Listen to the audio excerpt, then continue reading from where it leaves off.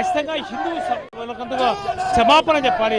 స్వామివారి దగ్గరికి వచ్చి అపవిత్రం జరిగిన విషయం వాస్తవం అని అంగీకరించి క్షమాపణ చెప్తే హిందూ సంఘాలు లేదా హిందూ భక్తులందరూ కూడా స్వాగతిస్తారు తప్ప అనవసరమైన రాద్ధాంతం చేయడం సరైనది కాదు అన్నదే మఠాధిపతుల డిమాండ్. ఈ నేపథ్యంలోనే పెద్ద ఎత్తున మఠాధిపతులు శంఖం పూరించి ఉద్యమానికి శ్రీకారం చుట్టిన నేపథ్యంలో తిరుపతి అడ్మినిస్ట్రేటివ్ బిల్డింగ్ మీద మఠాధిపతులకు పెద్ద ఎత్తున హిందూ సంఘాలు కూడా మద్దతు తెలుపుతున్న పరిస్థితి కనిపిస్తోంది.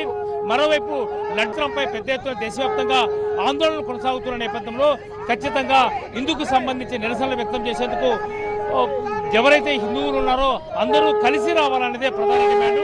ఇప్పటికే ఎవరైతే స్వామీజీలు ఉన్నారో ఈ స్వామీజీలంతా కూడా టీటీడీ అధికారులు కలిసి ప్రభుత్వాన్ని కలిసి ఖచ్చితంగా ఈ ఘటనలకు కారకులు ఎవరైనా వాళ్ళ మీద కేసులు నమోదు చేయాలి, వాళ్ళని అరెస్ట్ చేయాలనే ప్రధాన డిమాండ్ వినిపిస్తున్న నేపథ్యంలోనే మరోవైపు పూరించిన శంఖము భవిష్యత్తులో కొనసాగుతుంది. పూర్తిగా ఇప్పటికే విజిలెన్స్ విచారణ కొనసాగుతుంది కాబట్టి దోషుల్ని శిక్షించేందుకు తమ పోరాటం కొనసాగుతుందని మఠాధిపతులు తిరుపతి అడ్మినిస్ట్రేటివ్ బిల్డింగ్ దగ్గర ఆందోళన వ్యక్తం చేస్తున్న.